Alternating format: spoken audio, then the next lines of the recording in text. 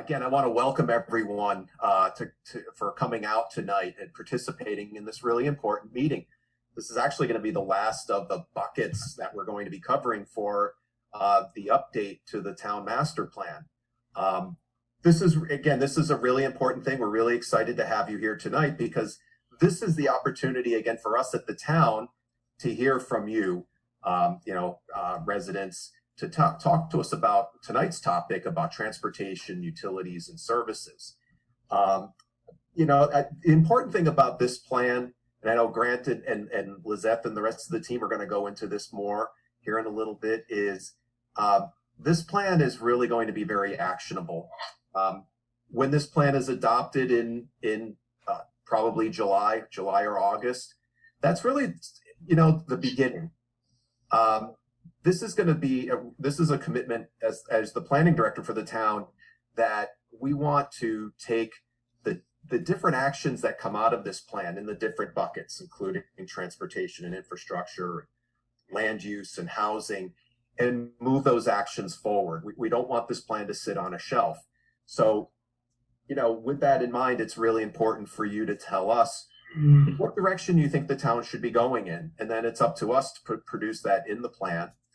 And then once that plan is adopted or action is taken by our planning board, then we jump to that next step, which is the implementation phase.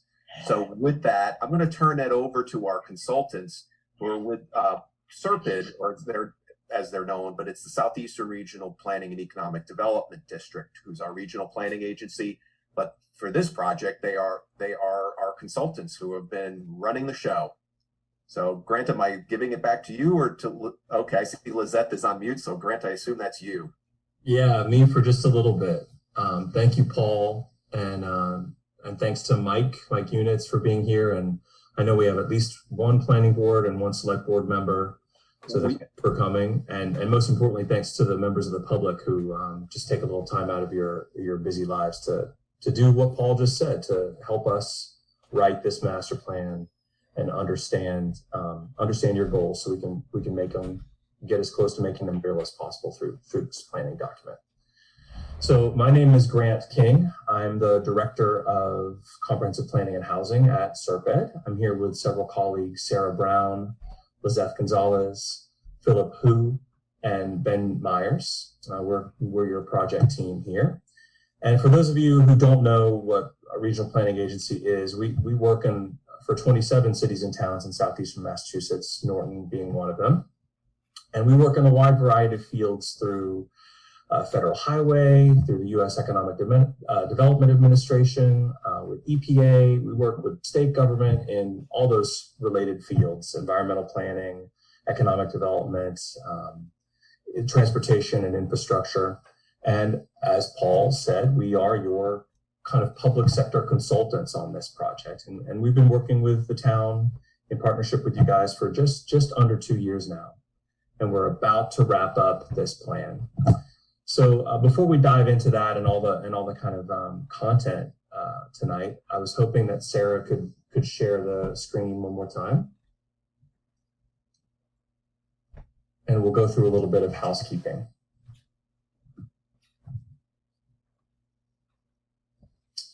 So Sarah, if you would scroll down to the kind of the Zoom etiquette, because this is a virtual meeting, we thought we'd run through a little bit of this.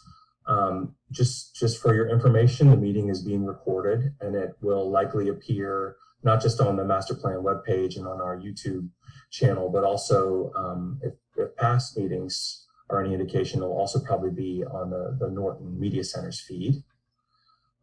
If you require closed captioning, that is available.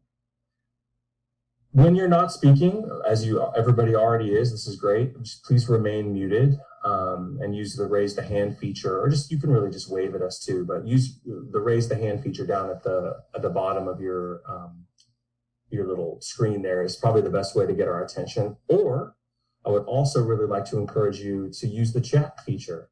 So tonight will be a presentation, and then we'll sort of blend into a discussion. If you're more comfortable asking a question or making a comment during the chat, that's just as important and just as valid and good as speaking out loud. So please feel free to use the chat. In the event that we very unlikely have any disruptions or experience technical difficulties, you can use the same link that you did to come into the room to re-enter the room. So if everything goes crazy and the meeting freezes, exit, rejoin, we should all be able to reconvene in that unlikely event. Sarah, if you would scroll down, please, to the ways to participate. Thank you. So in addition to this live event, which will take an hour and a half, 2 hours, we have 3 other ways for you to participate in this 2-week rolling workshop.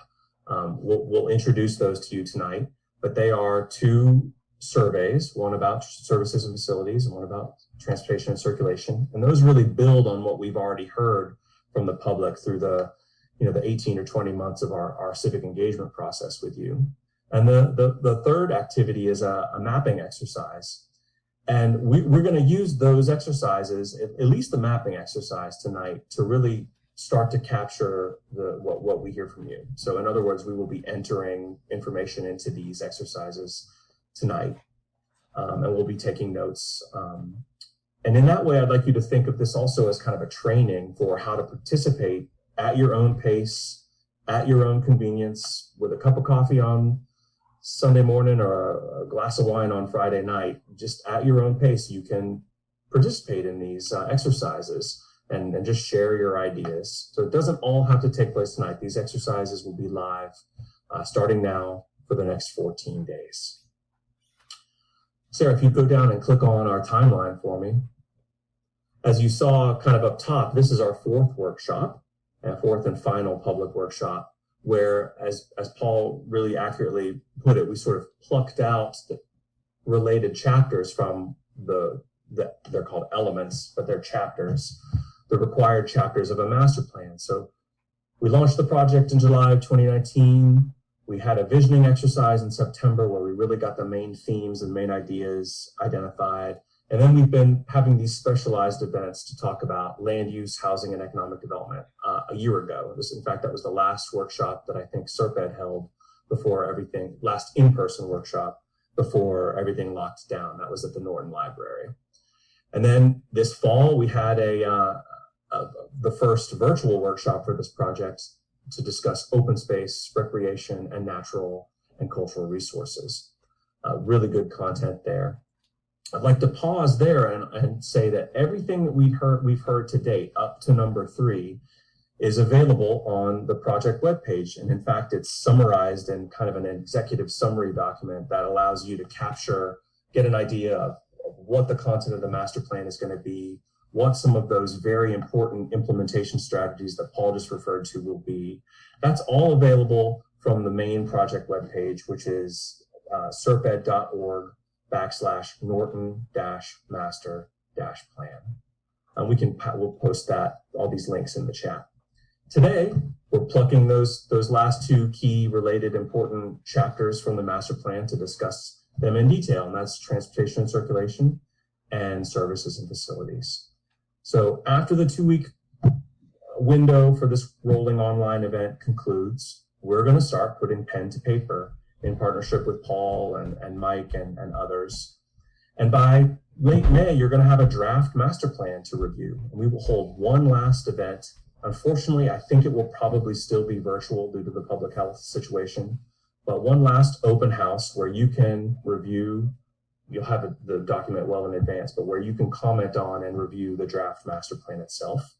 And we'll take those edits and any other edits from the town departments and elected and appointed officials, and you'll have a final master plan by the end of June of this year. So with that kind of housekeeping and background concluded, Sarah, if you would close this, happy to answer any general questions, but if there are none, pop your questions in the chat, raise your hand. We're going to go through probably about a 30-minute presentation, and then there'll be natural breaks and pauses during the presentation to answer any questions before we move into different subjects. And then the end of the night will be all about hearing from you and a discussion.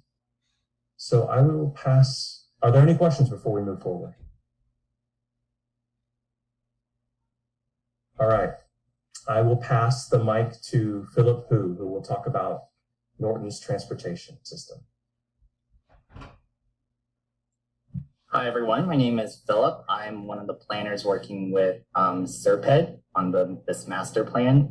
Today, I'm going to be talking about transportation circulation. The purpose of what we really want to learn from you guys today is we've had a lot of past transportation planning efforts. What's missing? What do we want to see in the future? And how can we build on the existing efforts rather than reinvent the wheel? So really, we wanted to understand what was in the pipeline already. We also want to talk a little bit about how do you use Norton's transportation network today? So streets, sidewalks, and everything kind of in between.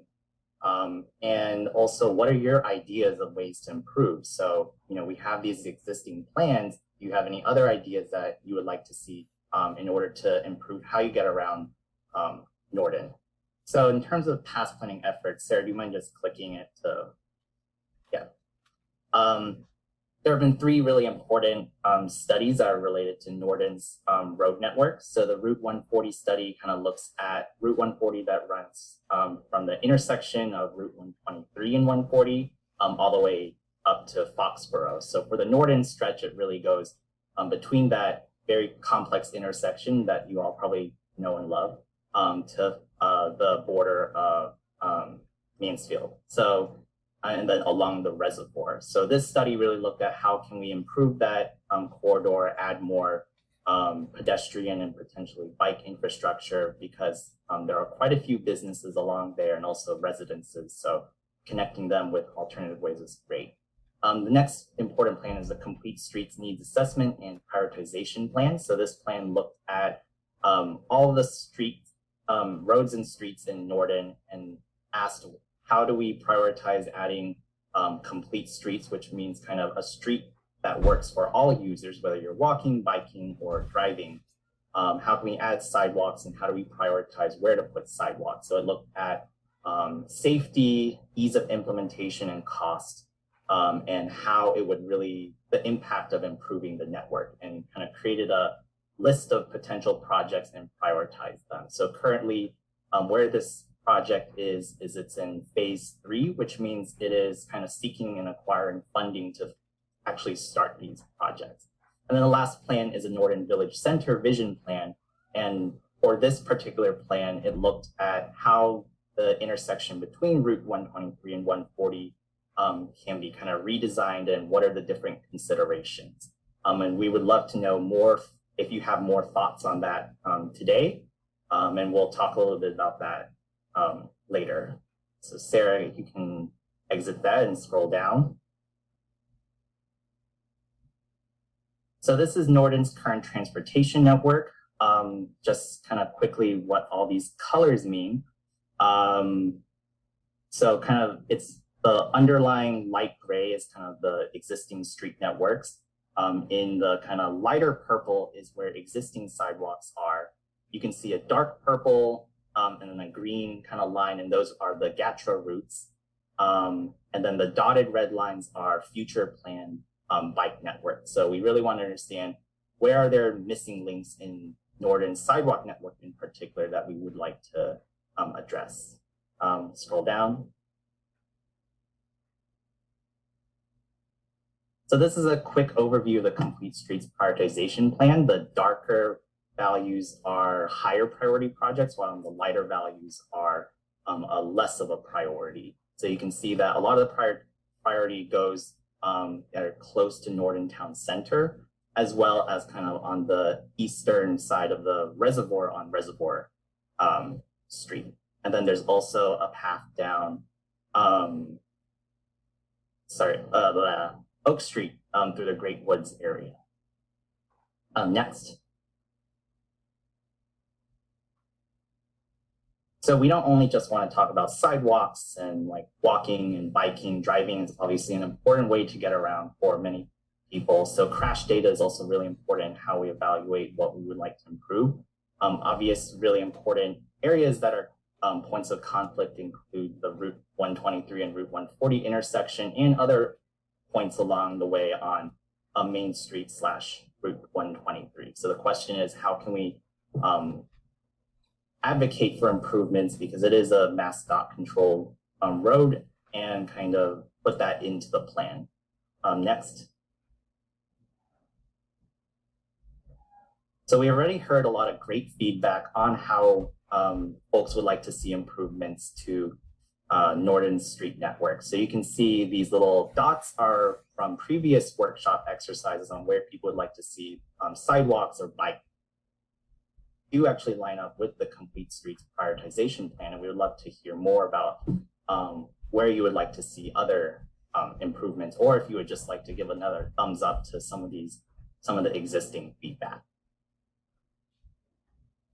So with that, I just wanted to see if anyone had any questions, and just as a reminder, we definitely would love to hear your comments and have a discussion after we finish the presentation.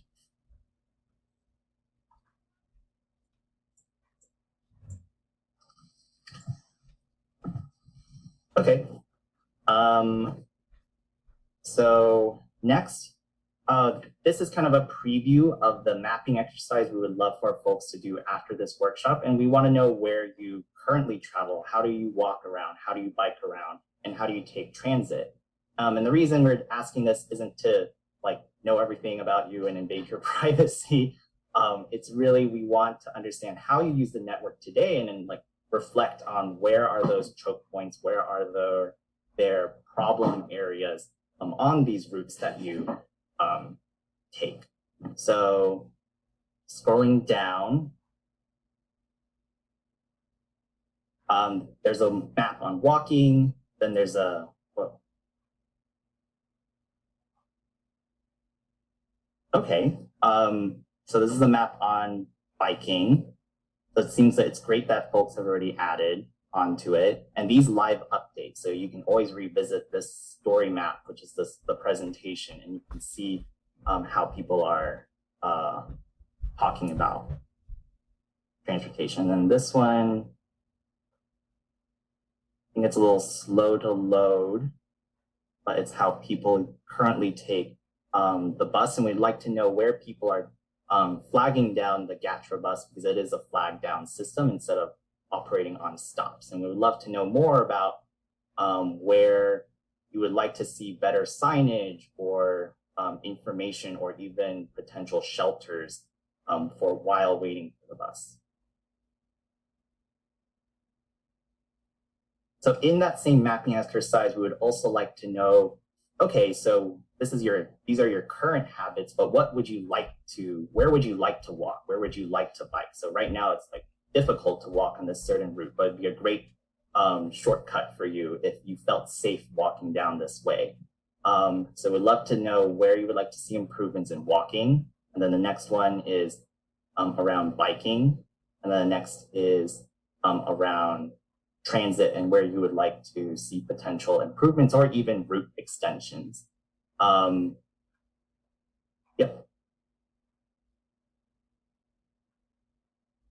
And after our presentation, we're going to live edit these maps and incorporate your feedback, because that'll really, really help us, especially since it's all place-based, and that'll help us compile some really great ideas. So these kind of next slides are just kind of references for you in case to define some key terms. So, I said the word complete streets a lot, which is a pretty transportation wonky term. So this helps to just define some of these things. So really high level, a complete street is one that provides safe and accessible options for all travel modes, walking, biking, transit, and vehicles for people of all ages and abilities. And then there are a bunch of other kind of nitty-gritty definitions that if you come across it, then you can take a look at that. We also wanted to have this as a reference so you don't have to download a PDF and look at it. So this is the Norton Town Center vision. So these are 4 potential alternatives of the reorganization of that intersection between Route 123 and Route 140 and the town common. So very high level, some really key considerations, obviously safety, circulation, and traffic flow. We have to make sure that traffic's moving. Pedestrian safety as well, kind of what's the timing like for a person who's walking to get across or access the town common, and also kind of the historic importance of the town common and preserving that character. So this is still an ongoing discussion, but these are kind of 4 alternatives that were produced from that planning process. So lastly, to kind of frame the discussion for later tonight, we wanted folks to think about transportation not as just infrastructure, that's just kind of like a lifeless thing. We use streets and transportation to go to places and do things.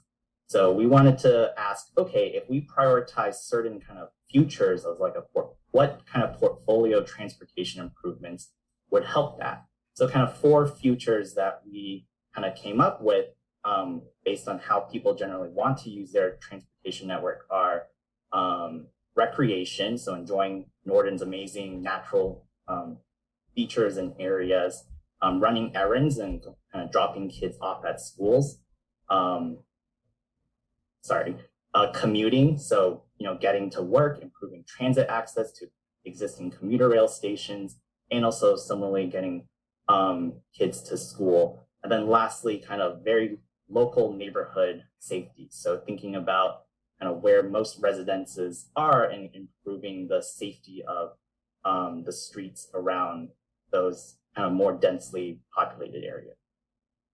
So this first one is a priority on recreation, biking, and access to open space. So kind of one really key idea is access to the reservoir. I think I took a quick drive yesterday around Norton, and I saw lots of people trying to access the reservoir in very different ways, and there are definitely a lot of barriers to accessing it. So thinking about how can we make this a really great asset and make it accessible to everyone, and also balance that with kind of the high traffic flow on both Reservoir Street and Route 140. Also kind of an important aspect is biking and walking trails. So on the kind of right, you can see kind of dotted green line, and that's kind of the proposed rail to trail that would extend to other communities. And then the kind of orange dotted lines, these are already in the complete streets plans about introducing on-street bicycle improvements. They're called sharrows, which kind of aren't necessarily the most ideal, but kind of balancing cost and kind of implementation, it will still improve access to biking. So, yep. So the second one is kind of thinking about what improvements would make running errands or going to local restaurants or dropping kids off at school a lot easier. So focusing on pedestrian improvements that connect to existing and commercial areas. So you can see kind of the red hexagons represent where a lot of businesses and kind of destinations are, and kind of the ochre dark yellow is existing multifamily residential. So some of the portfolio of improvements would be implementing a lot of those complete streets that do connect residences to these commercial areas, really focusing on that town common and making it a really great kind of focal point for the town. And then introducing probably more mid-block crossings and just making Route 123 not just a thoroughfare, but a kind of a place and a street. So instead of just people passing through, it's a place that it's a destination. Third one is kind of thinking of like a commuting focus. So how can we improve getting to work and encouraging people to not drive to work and instead take bus or walk? So kind of, again, it's really important to improve access to the GATRA routes, so improve sidewalks. We'd also like to make waiting for the bus a lot more pleasant, and part of that is potential stops, but also information and kind of knowing when the bus is coming, because the worst things feel like it takes a really long time if you don't know when it's going to happen. And then potentially exploring expanded GATRA routes or other ways to improve access to the bus system. And then lastly, it's kind of a focus on local community safety. So looking at existing residential areas, would it be possible to introduce more slow streets programs, which means kind of like, can we do some traffic calming around areas where a lot of people live? So essentially you would feel safe that your children could play in a certain street. I grew up on a cul-de-sac, which obviously has a lot of problems in a suburb in Houston. And I remember like playing in the street and feeling safe. So how can we create that same kind of environment for Norton's different neighborhoods? And then also thinking about potential safe routes to schools and also even like walk to school days. I just want to add before kind of closing that these aren't mutually exclusive. We don't have to pick one of these futures, but we wanted to introduce these ways that people use transportation networks to help you think about improvements to share with us. With that, I will pass it off to Lizette to talk about services and facilities. But before that, sorry, does anyone have any questions?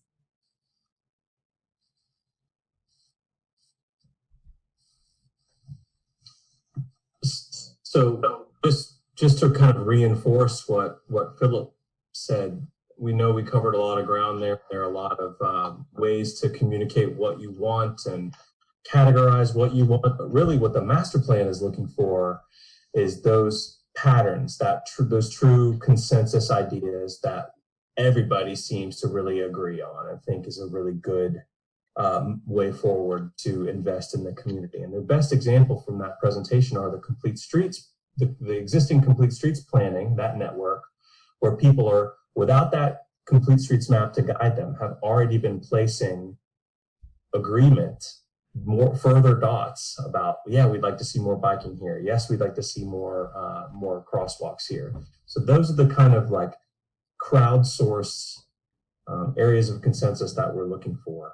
And, you know, again, if it doesn't come to you tonight and you don't have anything to share right now, no worries. You can share it over the next 2 weeks in these mapping exercises. So just wanted to kind of reinforce, we're looking for patterns and clear wins for the master plan.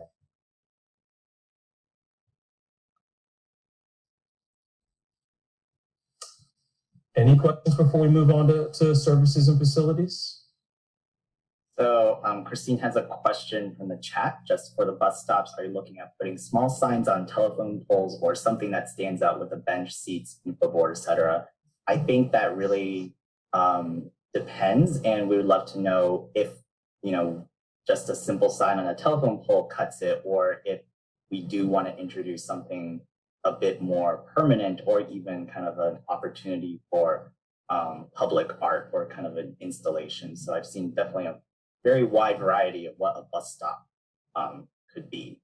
And I think we'd like to hear what you guys would prefer. And obviously in the future, it'll be balanced with cost. Perfectly said. What and where? So where do you think a more permanent place type bus stop would belong in Norton? And let us know, drop it on that map. And Christopher just had a quick comment about electric assist bicycles. So I'll just read it out. Adoption of electric assist bicycles are exploding. This estimates that 300 million will be on the world's roads by 2023. So that's an adoption rate of 3.8% of the world's population. So if Norton adopts half of that rate, there'll be 400 electric assist bicycles on the roads. I think I'm definitely evaluating emerging technologies, whether it is self-driving cars or electric assist bicycles, or introducing more plug-in places for electric cars will be definitely important. And we'd like to include that and think about that in the plan. If I can just add to that, the importance of putting this information in the plan will help us when we apply for grants. There are grant funding sources out there that can help us support transit, in particular with being able to buy benches and other amenities that make these sites, these stops even more attractive to.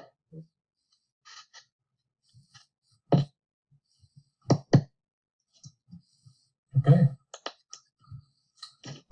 Zeph, take it away. All right. Thanks, guys. So the second chapter that we're going to take a look at is services and facilities. And that's obviously two facets that complement each other. Town facilities, self-explanatory in the sense that it is the physical buildings and operation centers that Norton maintains, staffs, and makes available for public use. And it's part of the mission to be able to not only provide those services in a safe, comfortable, and quality way, but the flip side of that is also looking at those services that are provided by the town. It's when you go into town hall, the customer service you receive and the processes, the efficiency of that. But also it's looking at water and sewer management infrastructure and how that's serving your community. And the reason we have this conversation tonight is really to get a sense for prioritizing improvements or funneling funds into certain projects if that's what's stated a priority. So that serves for both facilities and services. If we scroll down a little bit, you'll see that we created a map that kind of puts us in some kind of direction of where all the facilities are, if they're clustered, if they're far away from each other, how we use them. So I'm going to go through just a few of them that we've heard in previous workshops may require some improvements or just to get a better sense for how people use them and what their experiences have been. So first is town hall and fire department. If they're, it's obviously an older building, but I want to get a sense for what people have experienced there, if, what priorities they have in regards to this building, and how they see it moving forward.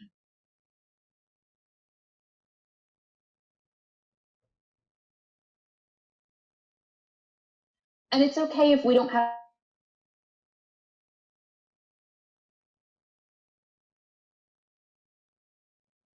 portion is being able to provide those comments at the end of a survey, and being able to state that in that format instead. So if we scroll down a little bit as well, we can go to the library. And I know the library is really popular, it's well used, and people have really positive sentiments about it, but I wanted to get a sense also for what people would like to see happen at the library. Is it an expansion onto that second floor, or how, and the reason we have this conversation as well is because it sets us up for strategizing for how to get there. If we start talking about it now, we can really think about those steps to make progress in a certain direction. And obviously, schools in town are really important. I know parents, their top priorities is the quality of education for their kids. And that's one of the things that, we'd be happy to hear from you as well. Are the schools something that you take pride in, and whether or not there's anything that you'd like to see be done differently? So those are some of the thoughts and processes that we'd like to really talk about tonight, whether it be now in the open discussion that takes place later, or again in that survey that we've made available for you over the next 2 weeks as well. So with that, we can open it up to a bit of a discussion. If there are any questions that anyone has, we can bring them up now and just kind of talk about them. Or we have also some questions that we can kind of point out to everyone and kind of open it that way. Are there any comments in the chat? Yeah, looks like we have a comment about establishing Class 3 bike routes to connect all corners of the town to the Norton Rail Trail will transform transportation in the community, and at $4,300 per mile in cost for those bike routes, the cost would be quite small versus the benefits, both recreational as well as commercial.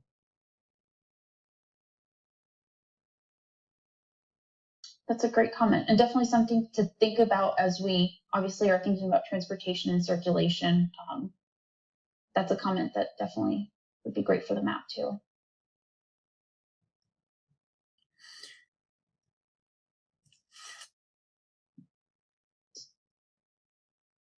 Michael, I have a question, Paul. Sure. I'm sorry. Question: have you done the study of how GATRA is being used? I mean, we do have that one route, really the one route, but is it? I mean, would there be a need to add it to 123? I mean, we have two major roads, 140 and 120, two routes, but there isn't anything obviously going down 123 to the best of my knowledge. Has there been any discussions or any studies done on usage of GATRA as a whole? So you mean like ridership rates, like how much? Yeah.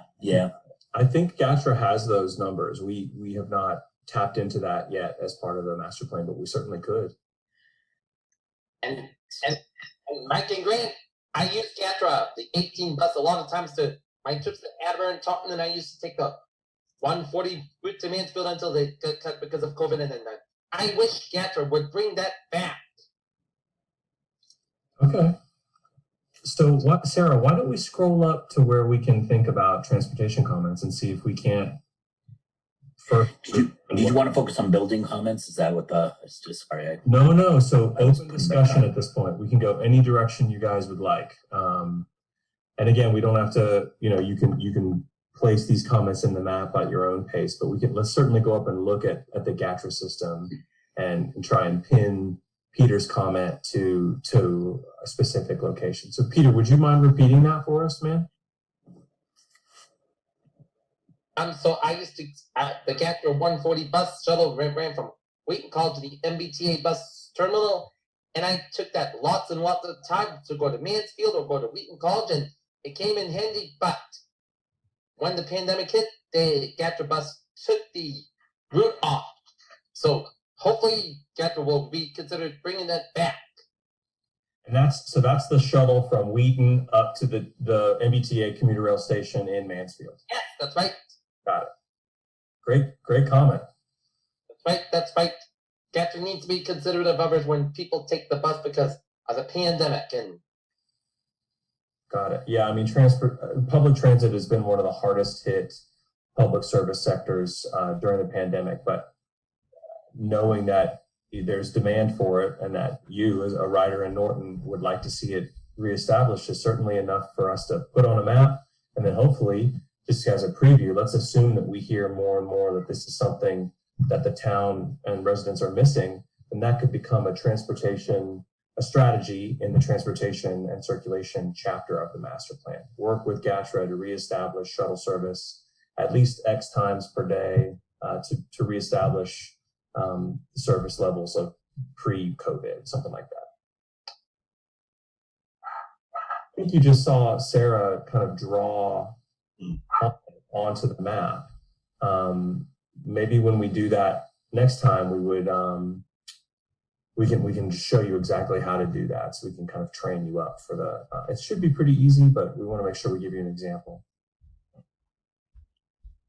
Mike Unit has his hand up. Mike. Hi, Grant. How are you? I just was wondering if Serpent, I know they were looking at it. I don't know if they've completed it. The fastest growing part of the town is the east side of the town. And now, we have Norton Glen, Red Mill Village, the 274 East Main Street apartments, and now the Blue Star Park. So if there's no GATRA service down to that end of town, so, we've asked them to look at expanding and putting a route down there, whether it's people in those apartments commuting to work, or if it's workers needed for the Blue Star Park that could take commuter rail and then a GATRA bus to work. Excellent. So Sarah, can you pause there? Why don't you cancel out of that comment and then redo it and show everyone? Let's imagine that you're at home and you've got a similar idea. You simply go to the transportation or the transit section of our interactive map. You click there. You click bus routes in Norton. And then you say add comment. Click that big plus sign. And you can literally draw on the map. And don't worry about following the roadways too close. Sarah's going to do a good job, but you can just get us close. And then once you've completed your line, you double click. And then you type your comment there. And Mike's was more or less, look, East Norton is growing, both residential and commercial growth. We need to consider extending service with GATRA, using that data, using the anecdotal and quantitative data. We would like to see some more service down to the eastern part of town. And then you can put your name and email. Email would remain confidential just for the project team, but if we have any questions about your comment, we can reach out to you and clarify, but not necessary by any means. And then your comments submitted. All right, thank you, Mike. Thank you very much. So I don't know which order came up. I'm sorry, I'm going to go in alphabetical order. Let's go, Mr. Riley, James Riley. Sure, thanks very much, Grant. So as you know, as you pointed out, we've got two main automobile transportation's way of getting through town. Obviously, east-west 123, north-south 140. And looking at the four options that we put together for the center of town, has any thought been given to trying to keep the traffic moving as opposed to configuring it with traffic lights, any kind of a continuous flow, just so that traffic is not a start and stop, but a continual moving flow? Yeah, Paul, I'm going to put you on the spot. May I defer to you there? I know that all of the proposed alignments for that key intersection had benefits and costs. Some were more conducive to through flow, and some were more conducive to placemaking. So I know that those were considerations of the Village Center report, but I'd like to defer to Paul, if I could, about that specific question.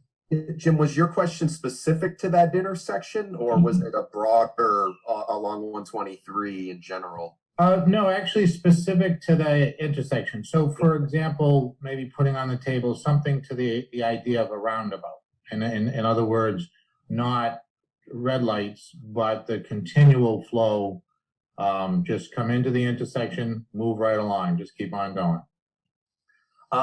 We did, they're recording it, as you can see. We Sure. did look into that when we were working on the vision plan. Mm-hmm.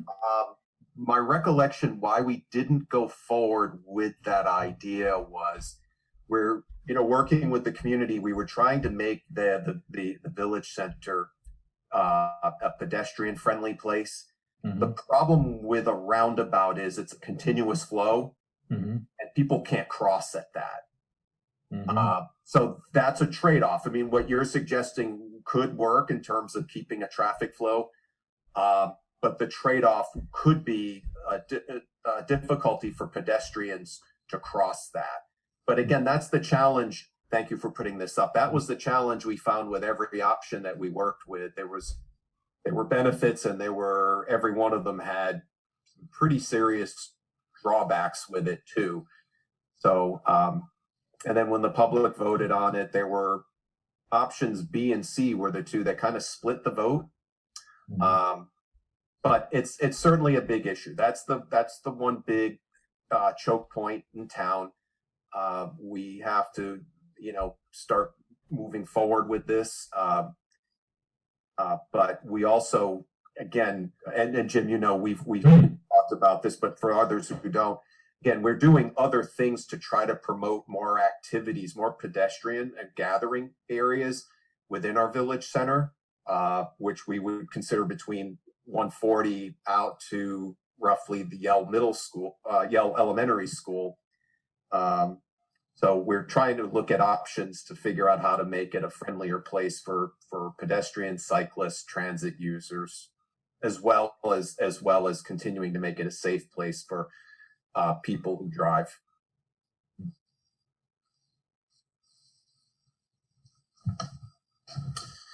Did that provide enough of a response, Mr. Riley? Yes. So obviously I see traffic. The main purpose is to keep on moving. Cycling, I would assume the main purpose would keep on moving. So I guess if that goes against pedestrian, then maybe we would have to just kind of maybe work towards the West Main Street side for more pedestrian activity, or and any of the other directions to try and accommodate the pedestrian activity. Yeah. Okay.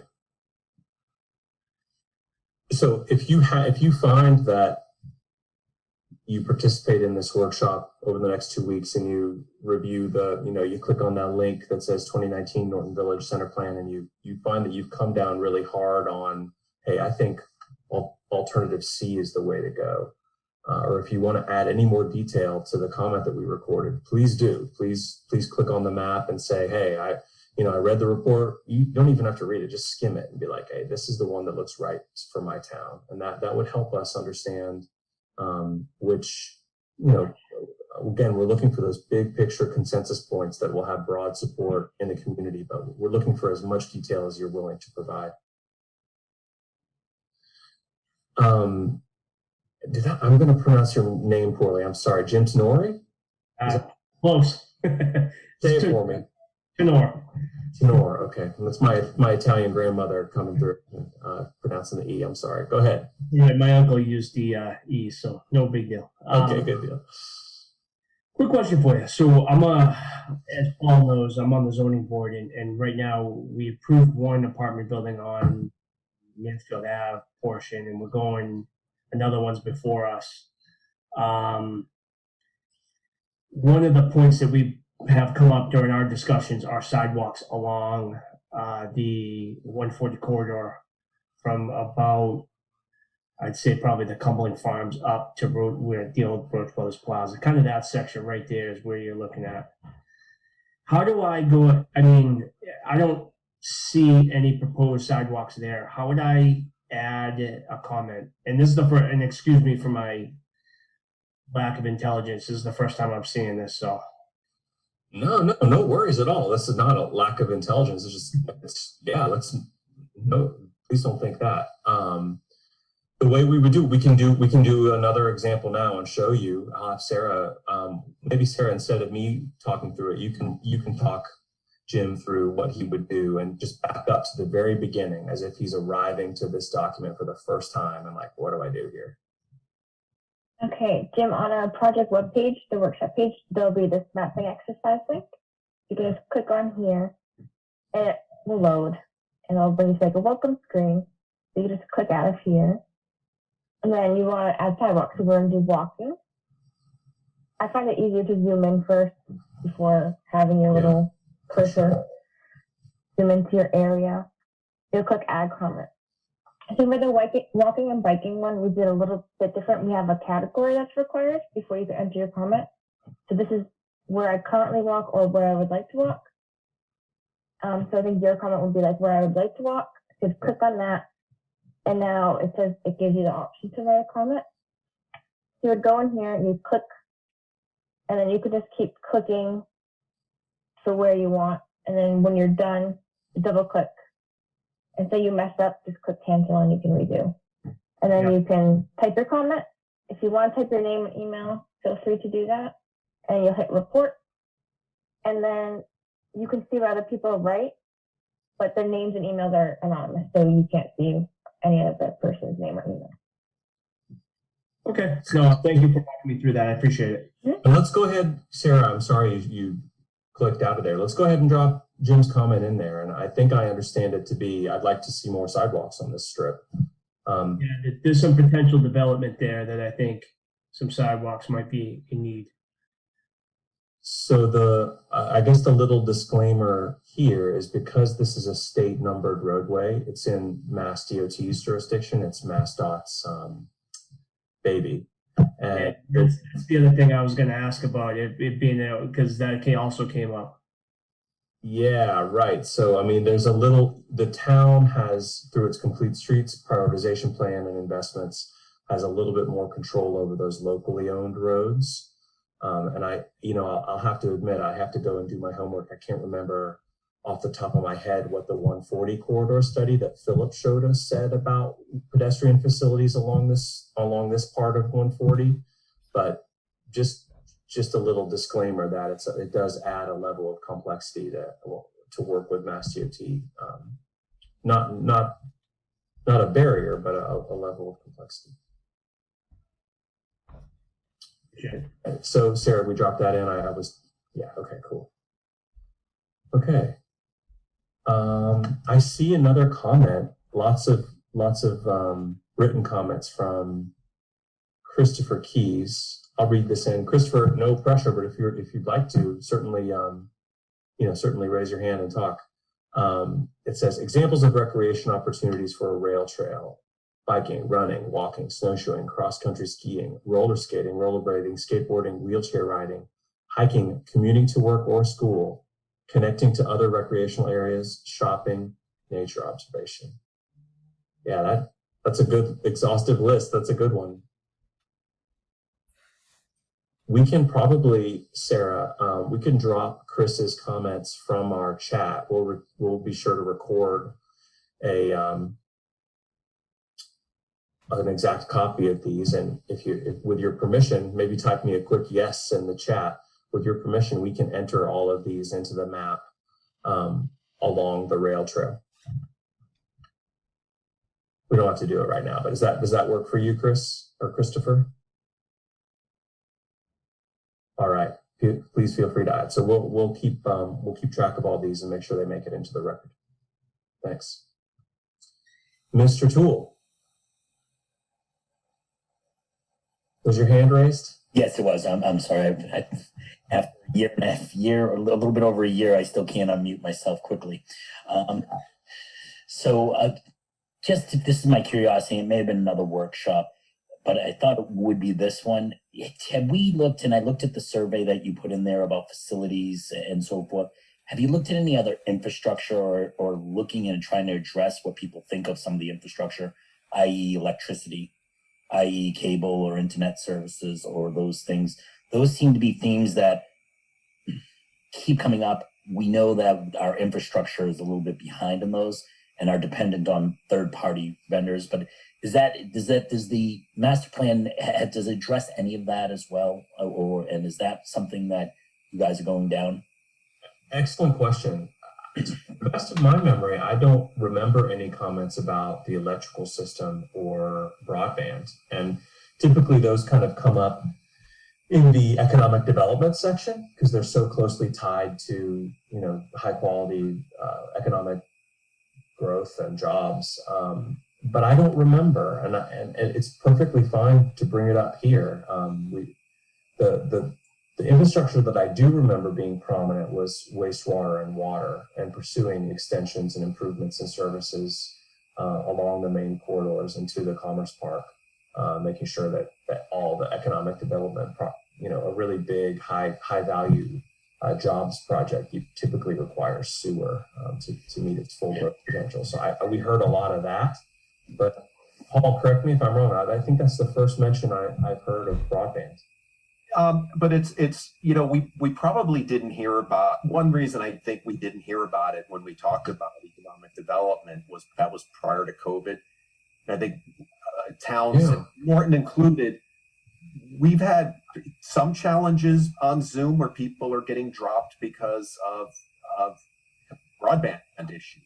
Yeah. It seems to not be as much of a problem now. Maybe it's my imagination, but it's probably something for us to look at going forward, even post-COVID. Our goal, our hope with Planning Board and ZBA, and I'm assuming other boards and commissions too, would be that we'll still allow the public to participate remotely, rather than having to appear in person. I mean, the meetings themselves would be in person, but so I think, even with COVID, hopefully we're getting closer to, putting an end to the pandemic, that we would be able to still use technology to, be more transparent and allow more opportunities for people to participate. Yeah. And if I can just may follow up, it's absolutely a need. Luckily, we haven't had a massive storm hit Norton in about a little bit over a year. But when a storm does hit us, we have 2 substations in town, one line coming in to feeding most of the town. And when that line goes down, the town is down. I mean, when the pump out Norton, it goes out everywhere. And it's one of those things where we're also sandwiched between 2 towns that have municipal services, Taunton and Mansfield. And I know there have been some challenges on the Mansfield side of just concerns and so forth. And I know Mr. Units has mentioned that and kind of investigated that. But this is something I think water is absolutely number one. I think that takes away because it's so important and it's been in such a critical focus for the town that I think other services just kind of people don't even bring them up because it's just water is so number one. But electricity I think is number one, and then obviously the lack of competitive broadband services I think is a huge part that I really would love to see this master plan and the town really kind of say these are things that we should be looking at if we're talking right. This plan is supposed to last us 20 years, give or take, maybe. But what was the last part? The master plan is supposed to be thinking about 20 years, give or take. Typically 10, but 10, okay. You can look as far out as you want, but they're typically considered kind of like valid for about 10 years. So Norton usually stretches it another 10, so we're good. So that's So may I interrupt you, please? Michael or Mike? Michael. Michael. So let me make sure I understand this really well so that I can probe it a little bit more and get it into the plan. So can I rewind for a minute? And Paul, please. Really smart observation that COVID really puts an emphasis on this, and we talked about economic development right as things were shutting down. So really good observation. So am I hearing that there's a lack of competition in town? So you only have one provider for broadband or cable internet services, or is it more are particular parts of town experiencing outages? I think it's a little bit of both. We're 29 square miles. So we have a very small density population. So options for fiber and all that aren't even options. Verizon isn't investing and looking at coming into Norton. So we have one player that only wants to be here. So there obviously limits us. And I'm assuming that's Comcast? It is. Yeah, so I live in Dighton. We're the exact same situation. We have Comcast, and they have a same sort of rural community, and there's not much incentive to compete. Okay, and back to that idea of parts of town. Are there particular parts of town that you feel are ill-served or having outages? Have you heard from your constituents that?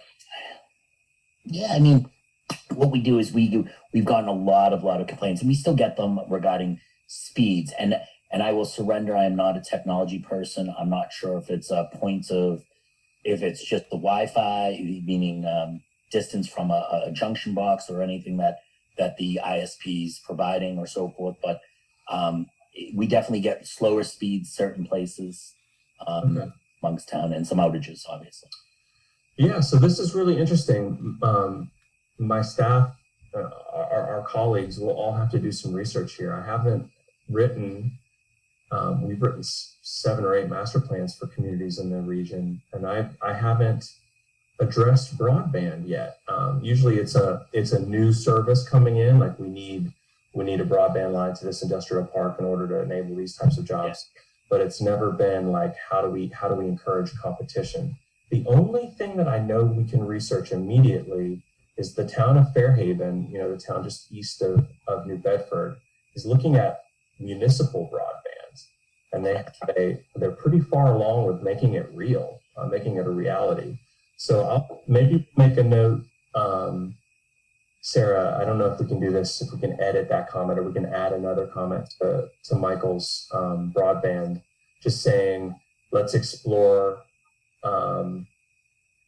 just don't let me put words in your mouth. I'm very conscious. There are, I mean, just to that point, exploring options for either self-providing or new technologies or things that the town can do to promote competition, right? Those are things, right?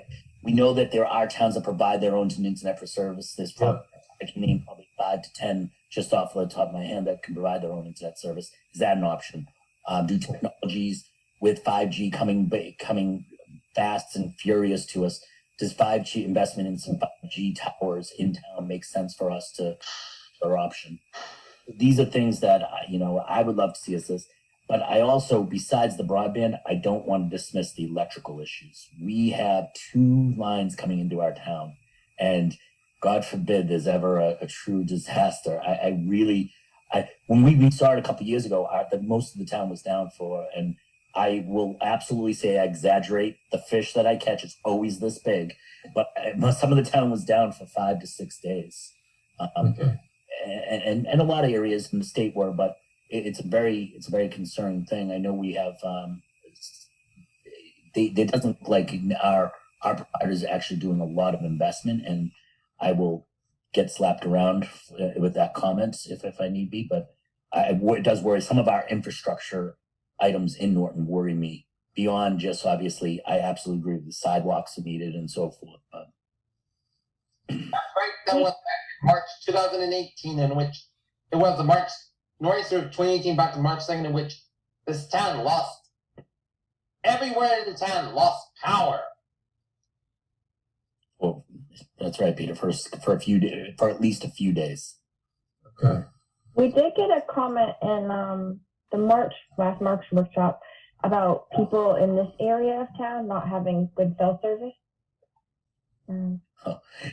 If we're talking cell service, yeah, the town is town cell service is horrible on the east. It's funny where all the growth is. That's where there's few cell towers in that area towards the eastern line. I don't want to put Paul on the spot again, but I'm gonna.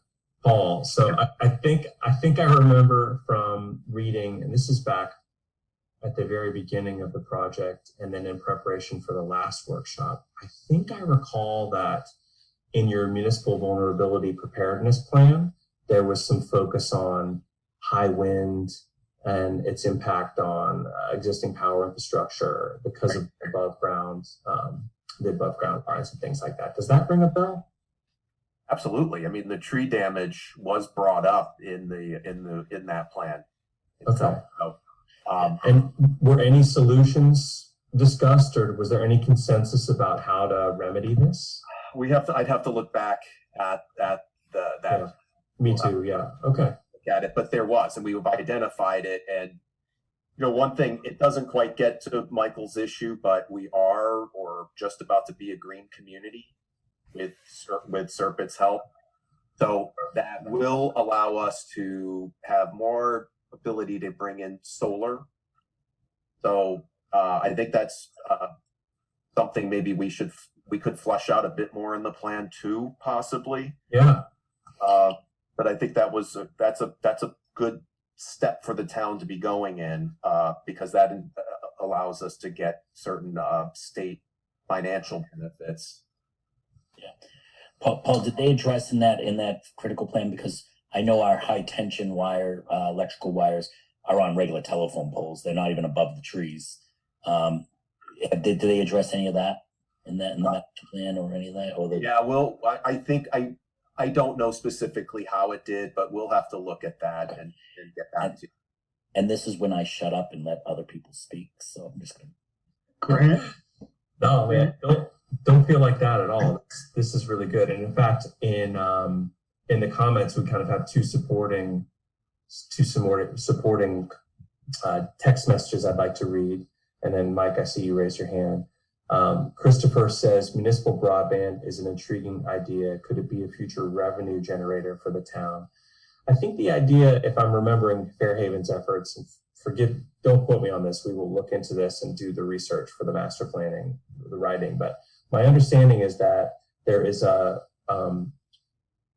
long term, it's much cheaper for the town to do it, but near term, there might be a slight uptick in cost.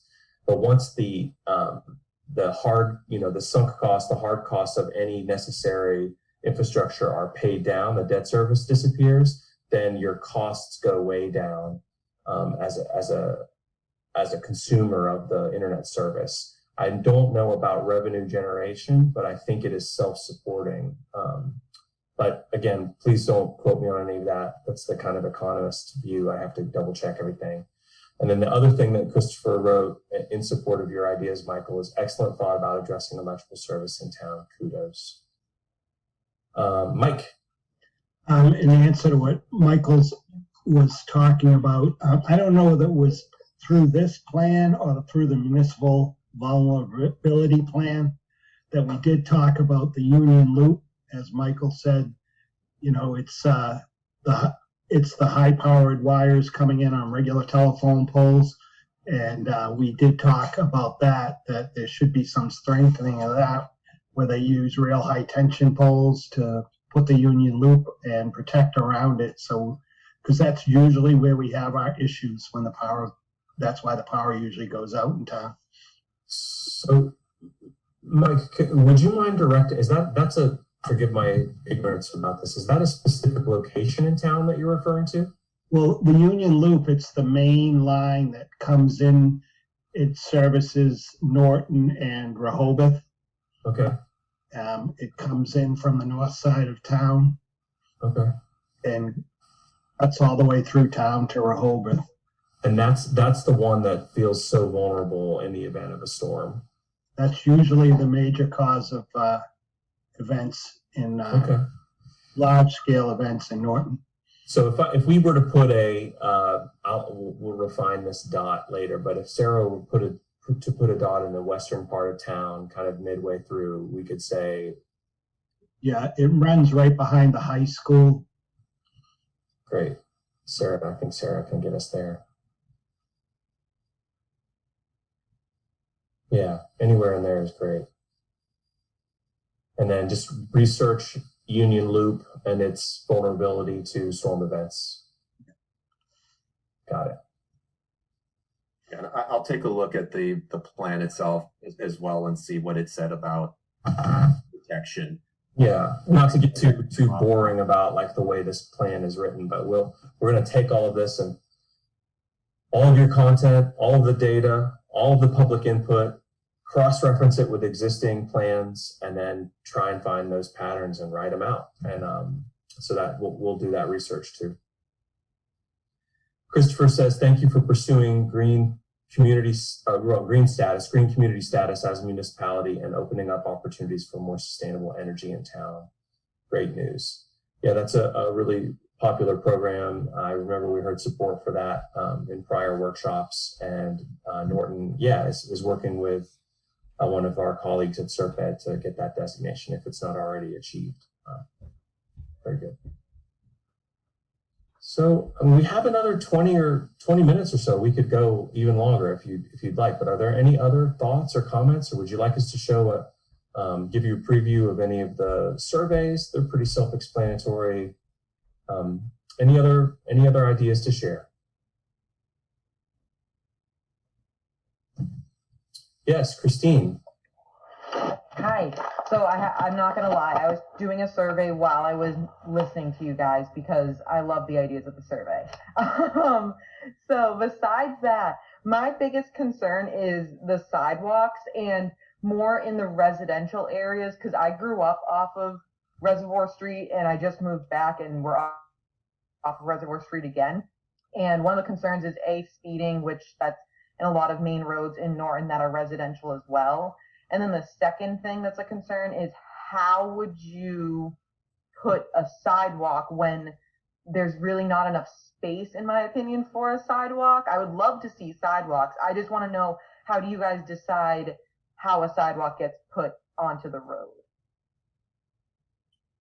So let's zoom into Reservoir Street and we'll talk about exactly where. So this is where we would involve some of our colleagues who are more the engineering minds at SERPED. But if there's not space for a sidewalk, it's very difficult to build a sidewalk there. It would require taking, literally through eminent domain, taking front yards to allow there to be space. So that's the bad news. The good news is oftentimes what appears to be the roadway the actual pavement doesn't actually fill the public right of way. So it doesn't look like there's space, but there is. The first 5 to 6 feet of what looks like front yard or woods is within the public right of way. So if Reservoir Street is a local road, which it is, simply adding the idea that there needs to be some type of bike or pedestrian infrastructure. Is it part of the complete streets planning? I don't believe it is. Yes. So let's go back up to the top. Yeah. So yes, the complete streets prioritization plan does address it is. Reservoir Street. So it calls for sidewalks on one side of the road. So maybe there's not necessarily enough room to put it on both sides, but just having kind of it on at least one side with an actual curb and everything. According to the plan, and this was done kind of with more of the transportation planner side of things, it does seem to be a feasible option. It is kind of a pretty high on the list. It's kind of like 6, 7, and 8 out of like 40 projects. And I see those bike and pedestrian stickers there as well. So people, in addition to yourself, Christine, have said that they want to see improved pedestrian facilities there. So if with your permission, I see several hands up. We'll definitely get to you guys. Why don't we take a moment to go back to our input map, just as you were, Sarah. Excellent. And just add another data point there. We'd like to see more sidewalks. Speeding is a problem. Christine, don't let me put words in your mouth. Make sure we're saying. Nope, that's perfect. And the other thing, I guess, Phil, where you were saying that if they do it just on one side of the street, would we then add just for safety's sake? Because it isn't a main road. It's not a Route 140, 123, but it is a big enough road, like highly trafficked road, that I'd be afraid if we had it on one side of the street to make sure that there's some sort of pedestrian crosswalks added. Yes. Is that in the plan as well? Okay. Yes. So I can definitely drop a link to the Norton Complete Streets plan, kind of the project page that Serped actually has in the chat. And you can see kind of, there's a presentation kind of in the middle of that page, and you can actually scroll through the different projects. You can see the details of what each one calls for. So I'm just going to read off a little bit. It says add ADA compliant curb ramps with tactile warning panels and high visibility crosswalks at all intersecting streets as kind of one of the key recommendations. Perfect. Thank you. And generally, I think when I was driving down Reservoir Street, I totally understand. I was like, wow, this is like comparably really narrow.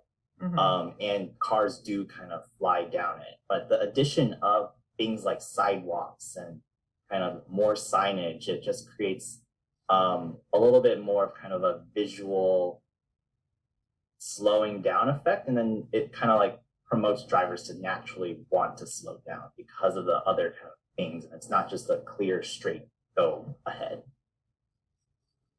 Yeah, agreed, 100%. Excellent. Thank you. Thank you, guys. So I thought I saw Timothy's hand up. Did you take it down? I did. No, I'm on Okay. the planning board, and I know that we had talked about Reservoir Street with the complete streets planning, and that it is just not wide enough for a double-sided sidewalk because it's been around a while, and the right-of-way is only so wide. Yeah. All right. Thank you. Sorry to call you back out after you took the hand down. No worries. Jim.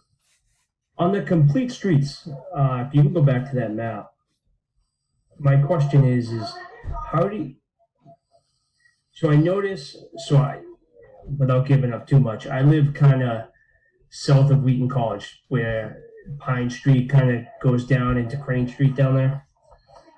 No, on a little bit left, right about there, right? So that's, if you zoom in, so complete streets kind of has a sidewalk taking a left there going to the LG school. But if you kind of continue Pine Street down towards the bottom of the map, it connects with Crane Street and then kind of Crane Street. And if you, instead of making the right there, Crane Street continues left down, and then it kind of circles around to Old Taunton Ave and then 140 and then back up. So that's a long-winded way to say, I live on that route, and I do see a lot of Wheaton College pedestrian traffic coming down Pine Street, narrow road. I'm sure anyone who's driven down it's a lot. Am I able to add anything to that map or no? Oh, absolutely. So let's go back and we'll retrace the path on the comment map. So that's, again, Sarah, if you don't mind, I know this has got to be annoying to everybody, but why don't you pretend that we're like hitting this map for the first time. This idea came to Jim next week next Wednesday, and he's like, how do I do this? And I got no problem doing it because you walked me through it. I just didn't know if I was able to. Yeah. Oh, yeah. You can put anything on here. That's the whole idea. We want any and all ideas. So, but let's do it real quick, Sarah, if you don't mind. Let's go back to walking, add a comment where we would like to walk, and then we'll just kind of trace that path again.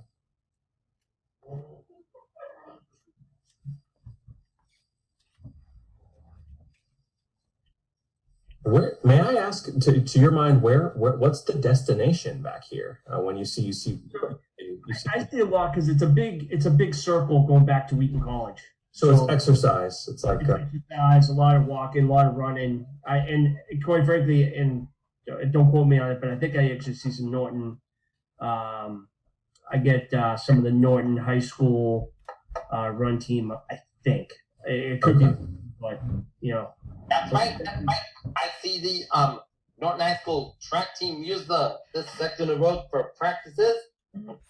Beautiful, perfect. So it's Wheaton students and Norton High students exercising, as well as residents. But got it. And I use that word a lot of times for walking, and it's good exercise, and it's good for my brain and my health. And for. Yeah. So, all right.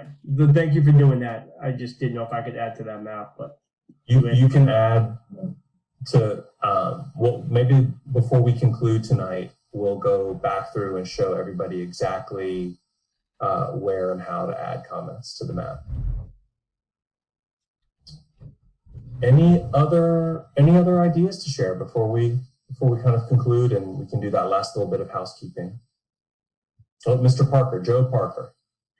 Hi, perhaps I missed this, and if I did, I apologize. So is the idea on the map here, because I see that a number of people have highlighted certain areas, is the idea that the more people that highlight a certain area, the higher it goes on the list, or is it just redundant at that point?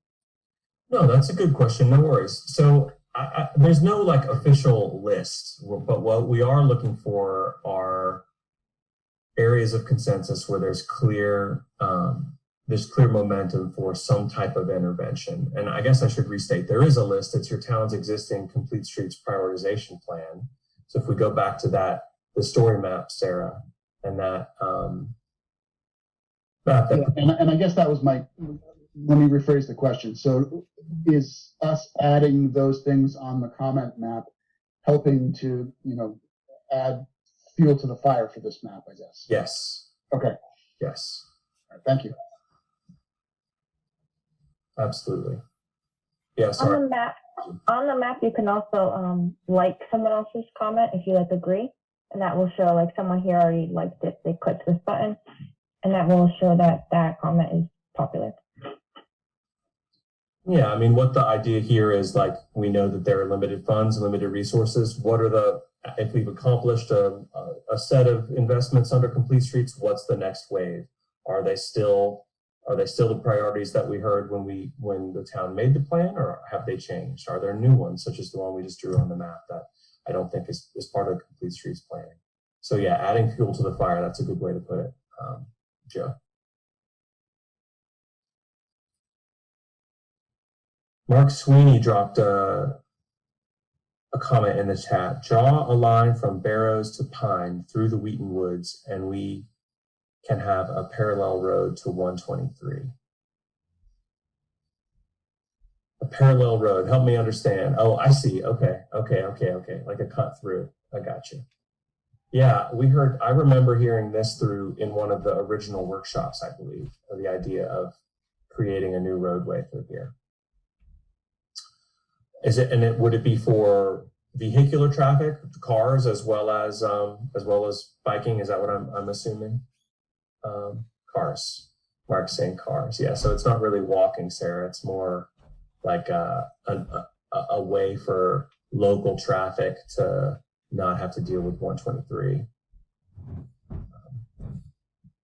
Yeah, we can look into this. I think there's probably some significant wetlands constraints. I believe a river. I don't know. I'm not sure if the 3 mile goes through there, but we'll definitely review this. That's not the 3 mile, I don't believe.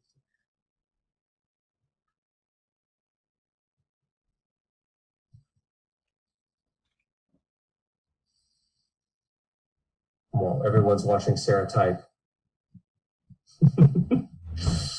Awesome. It was on a previous master plan. Okay, very good. Thank you very much, Mark.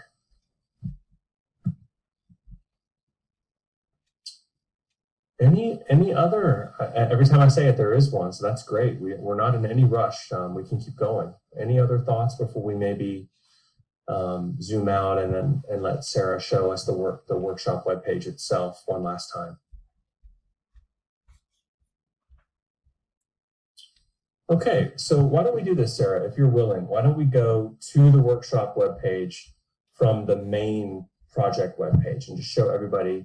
So if you've been following this project for the last 20 months or so, you'll be aware that this is our main hub for the project.